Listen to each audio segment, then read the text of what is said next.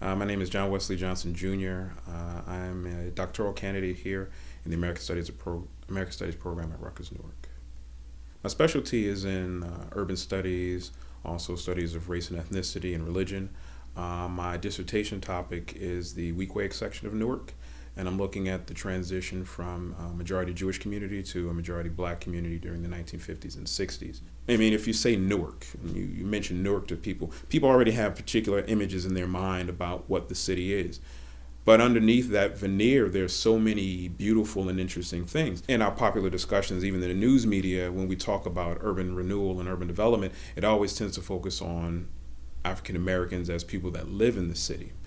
And we really don't consider the larger structures that created the space that we're in. The study time that I'm looking at is really when a lot of the possibilities for upward mobility were really cut off. Well, I grew up my family moved to Newark in the late 60s. I was born in 76, and we lived in Newark for 4 years. My mother always pushed me to do well as a student. And so she sent me to St. Benedict's. And there they really cultivated this idea of you're a part of something greater, that you have an obligation to do something great. That it's incumbent upon you to make sure that whenever you become successful, you have to reach back and give back to your community.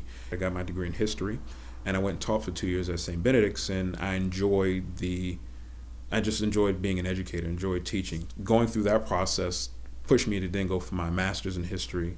And then when I heard about the American Studies program, it being interdisciplinary and allowing scholars to pull from different fields of study, I jumped at the opportunity. Rutgers-Newark is a valuable institution to the city of Newark. The wealth of resources that are available to scholars in this city are such that it allows them to really address some of the major problems of the city.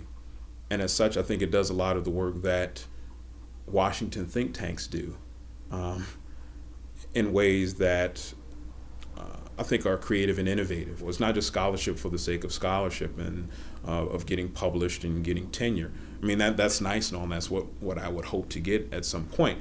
But there are larger purposes for the work that I do and that my colleagues do. And especially for the people of Newark, I think, again, it's one thing for an individual that does not live in the community or is not familiar with Newark to try to say what is best for the city, but it's another thing for people that are dealing with the everyday, who walk the streets, who know people in the community, who really have a clear indication as to what people are dealing with on an everyday basis. And I think the graduate program here is a necessary tool in the larger scheme of things.